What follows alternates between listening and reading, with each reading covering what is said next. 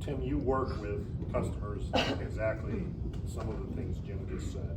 Can you give some examples of how that helps a business or a residential with the clients that you do? What specific work do you do and examples that you can share to help lower that demand as Jim talked about, and maybe even provide their own integration into the grid system?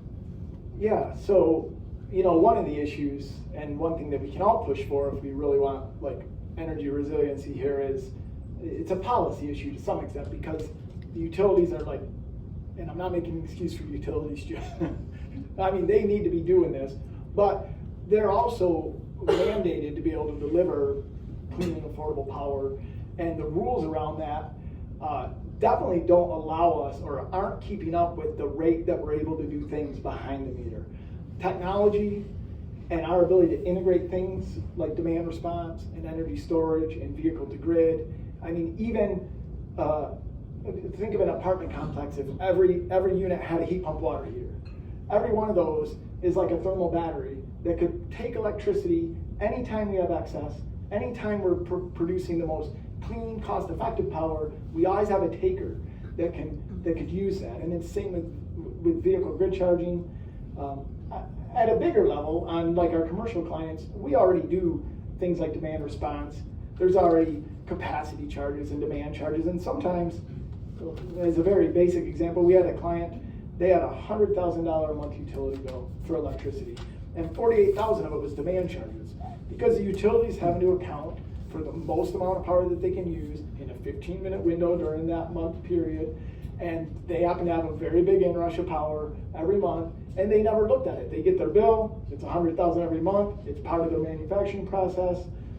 We get interval data, we look at 15-minute reads, we look at an entire month or an entire year, and all of a sudden we see that, every morning at a specific time, something's happening, and we're able to implement controls and strategies to stage or phase things, or like Jim mentioned, turn the snow guns down when it doesn't make sense to be running them all at the same time at 100%.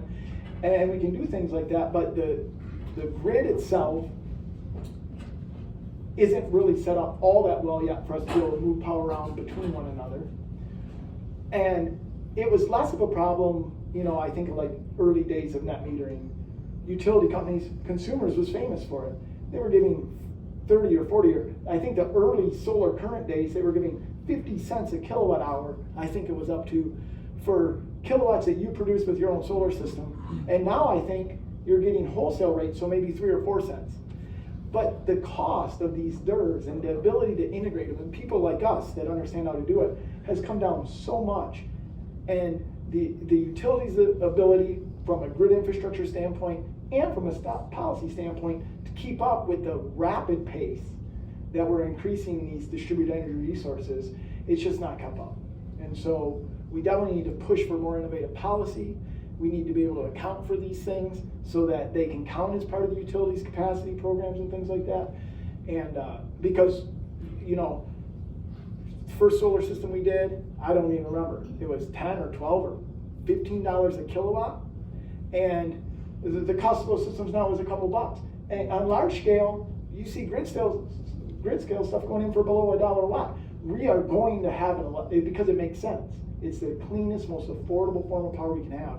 But we're going to need flexible systems so that things can be turned down when the sun's not shining. So I have a follow-up to that, because I think a lot of people don't understand. If I put solar panels on my house, that energy comes in, where does it go?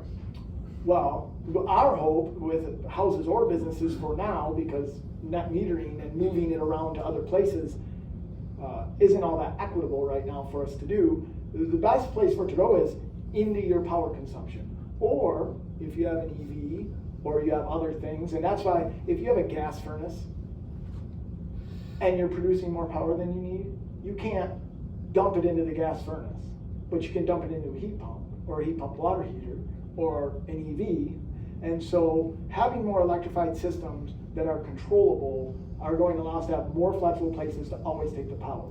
And then bigger picture, like Jim mentioned, we'll eventually be able to create virtual power plants, virtual peaking. We'll be able to move these things around at a smaller, like a regional ecosystem. We'll be able to move these things around. And And we don't really do residential other than our own stuff, but I'm aware of the systems, we have them in our own places. But at the commercial level, these systems have a lot of available capacity to be able to take and give power around, not only to themselves, but to be an asset for the people around them. Like conceivably the CHP at Munson. They're still taking power from the grid, but there might be times when it makes sense for them to take more power from the grid or less and run at higher, lower capacity with their own on-site generation. And eventually they may do things like, ice storage or something like that. They have giant chiller plants.